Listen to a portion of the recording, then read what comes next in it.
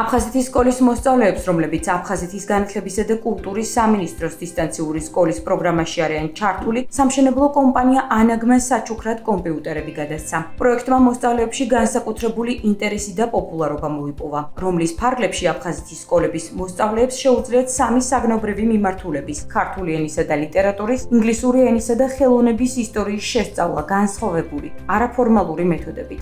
დისტანციური სკოლის მიზანია აფხაზეთის საჯარო სკოლების მოსწავლეთა ზოგადი განათლების ამაღლებისა და ინტეგრაციის ხელშეწყობა. მოსწავლეები ცოდნის გაღრმავებასთან ერთად ეუფლებიან კომუნიკაციის, თანამშრომლობისა და აზრთა გაზიარების უნარჩვევებს, თამაშით სწავლებისა და ანალიზის მეთოდების გამოყენებით.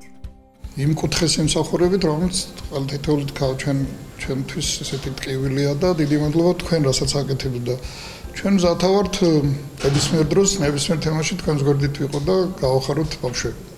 აი ამ სკოლის ირგვლივ ერთიანდება ძალიან ბევრი ადამიანი, მათ შორის კერძო სექტორი, რაც ჩემთვის ძალიან მნიშვნელოვანია, იმიტომ რომ აფხაზეთის საქმე არის თითოეული ჩვენგანის, ხო?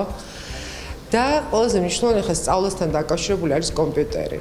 და ძალიან მიხარია, რომ კომპანია ანაგი გამოეხმაურა ჩვენს ამ წინადადებას, ისინი სულ თვალს გვადევნებენ, ჩვენი მეგობრები არიან და დღეს მოვაკითხეთ კომპიუტერებს, ეხლა ჩავალაგებთ და მიგვაქვს ჩვენი ბავშვებისთვის აფხაზეთის სკოლის მოსწავლეებისთვის.